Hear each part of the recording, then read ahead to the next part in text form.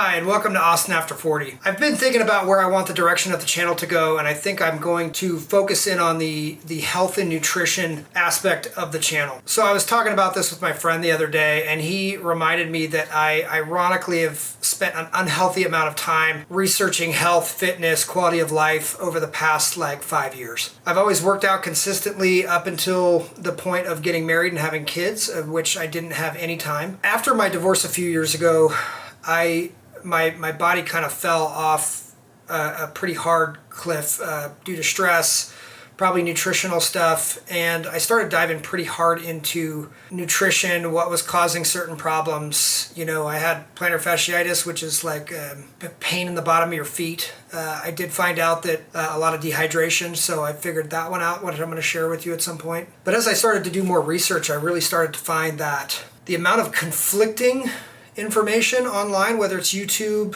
trusted sources that you think are trusted from traditional establishments, is really kind of questionable and not necessarily super trustworthy when you actually start looking at the data and looking at the studies. If you don't believe me, go search the keto diet on YouTube right now. When I searched it a day ago, the first video that came up was a morning show from about 5 years ago talking about how keto is dangerous and it puts your body in a fight or flight state. That's a very big stretch. Keto is a very good diet for a ton of people. Insulin resistance is a huge problem, I think, in the US. I mean, if you were to walk through the store 10 years ago, 20 years ago, if you remember those times, if you go do a test for me in the next day. When you're at the store, count how many people are 30 pounds, 40 pounds, 50 pounds, 60 pounds overweight. Count how many people are what you would consider in shape, with low body fat and look healthy.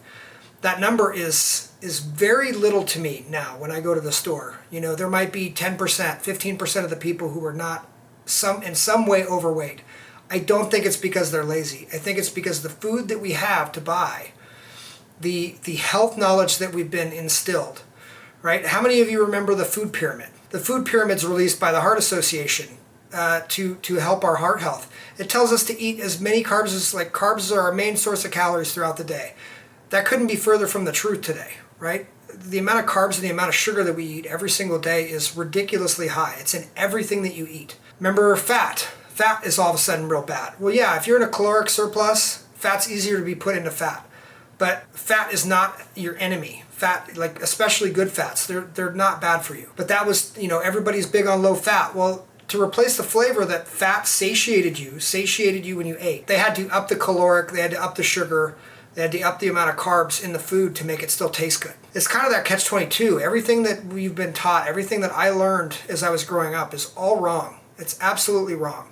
Politically, whether you're left-leaning or you're right-leaning or you're middle of the road, moderate, whether you have a degree in nutrition or you have no idea about nutrition, I think we can all agree that the FDA, for instance, the FDA is funded roughly 50% by pharmaceutical fees paid by medical companies. So the employees from the FDA, they'll leave the head of the FDA and they go work for the head of a pharmaceutical company, and vice versa. The heads of the pharmaceutical companies will go and work for the FDA. So the same administration that decides what's good and bad for you to eat and what's healthy and unhealthy for you to do is the same organization that profits when you are sick. That is a conflict of interest if I've ever heard of one. So to illustrate this, if you know what glyphosate is, it's basically the commercial name for glyphosate is Roundup. Roundup that you spray on your weeds to kill them. So that has been approved as use as a desiccant in crops. So non-GMO crops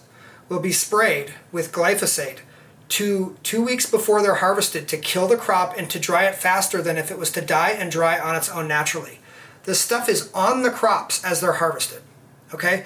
The World Health Organization, whether you think they know what they're doing or not, has classified glyphosate as a carcinogen, okay? This has been okayed for use in the US to dry out crops before harvest, okay? They're not washing these. The crops aren't getting washed off. They're being dried out. It's in the food. In a study in 2018, the FDA found glyphosate in 2/3 of samples of corn and soybeans.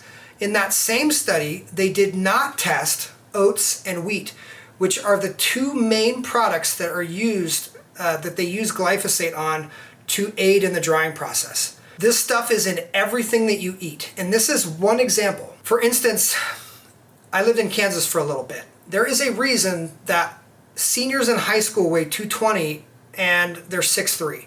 It's not because they grew up working on farms. That is such a, you don't grow to 6'3" on average from working on a farm. It's the bovine growth hormones that they put in the meat. The kids eat tons of beef over there, and so they're getting all these growth hormones. All of this stuff that you put in your body has some sort of ramification, some sort of side effect. Now, all the chemicals and things, the preservatives, all that stuff that's been put in the foods, all of that stuff affects us. You go back to that example where I was just saying, go to the store and take a look at how many people are overweight. Now, if you could go back in time 20 years and look at that, right, there was a lot less people overweight 20 years ago than there are today. I don't think that this is because society has become lazy. I think if you could argue that society has become lazy, it's because they become overweight. I don't want you to have a checklist of stuff that you need to go through every day to be healthy. You should just be able to dial it down to, okay, I need to go walk my 2 miles a day.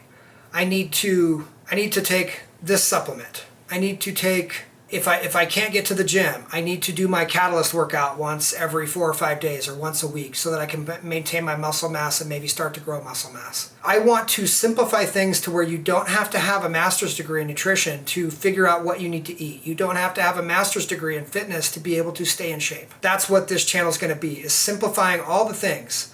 I like Thomas DeLauer. He's got an amazing YouTube channel, and I watch a lot of his stuff. But every single day he comes out with something, and it goes over, this particular supplement and how it helps this thing in your day. If you took 3 months of his videos, you would have a countertop full of supplements, full of different things. That's not realistic for people. I understand why he does it. I understand that you can dial in and find out, okay, I've got back pain.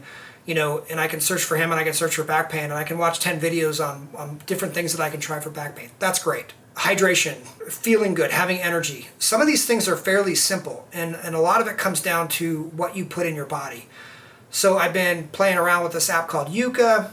It is an app that is free to download. It's YUKA. And you can scan everything at the store and it tells you, it rates it on a scale of 1 to 100. It tells you all the preservatives that are in the food. It tells you if it's, I can tell you this, 90% of the food in the stores, a 1 to 10 out of 100. It is terrible for you. There's so many preservatives, there's so much crap in it. It's just terrible for you. This thing is an eye-opener. I got it so that I could feed my kids healthier.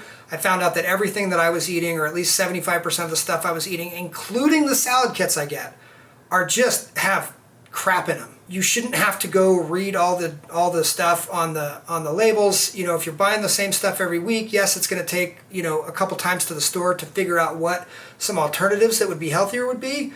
But I think over time you start to figure out which brands you can buy, what you can do. Trader Joe's is pretty great. Costco actually has a lot of great options for good food and some of that kind of stuff. I think that stuff will help a lot of people huge. If you think about the way that your body runs, you can have a Honda Civic and you can have a Ferrari. If you put shit fuel in both of them, they're both going to run like shit. You can be a fitness model and you can be a 30-pound overweight dude. If you both eat crappy, you're both going to feel crappy. And eventually that fitness model is going to turn into that 30-pound overweight dude, and that 30-pound overweight dude is going to turn into the 50-pound overweight dude. I really want the channel to come back and be something where people can go and they can visit. They can see the studies as to why I think something is good. They can simplify their life with a few things from my channel, and it will improve their quality of life. So all this health stuff has been a hard intellectual focus of mine for the past 18 months. I probably consume 2 to 3, 4 hours of podcasts on health or audiobooks on health, reading Obesity Code, all these different things, trying to figure out insulin resistance, trying to figure out urolithin A and how the drug can revitalize your mitochondria, all this stuff that I'm diving deep down rabbit holes in. And I think I can bring a lot of insight to that stuff and test it on myself and give you some options that you can try out to see if it works for you. Not everybody's the same. Stuff that works for me is not going to work for you necessarily. The Katalyst suit, everybody I've tried it with says it's phenomenal and they love it. Crystal told me last time she worked out that she wants to buy one already. It was her 4th workout. So if the stuff interests you, please subscribe to the channel. I've done mostly stuff on the Katalyst suit. Katalyst did give me a $350 off coupon the other day after begging them for months. It is Austin After 40. It should be as an attached pinned comment in this video. That suit is phenomenal for building muscle, for maintaining muscle, for increasing your mind-muscle connection to be able to get more strength out of the muscle you already have. It is phenomenal. I can't recommend it more. So please like, subscribe to the channel, share the channel with your friends. I think you will like the stuff that I bring forward. It's going to be stuff that works. Show you what works for me. I'm going to try to interview women to try to get things that I don't have a good grasp on because I'm a guy. So I want the channel to be good for women and men. Most of everything that I'm going to review is not a guy versus girl specific thing. So again, thank you for your time, and I hope you enjoy the channel moving forward.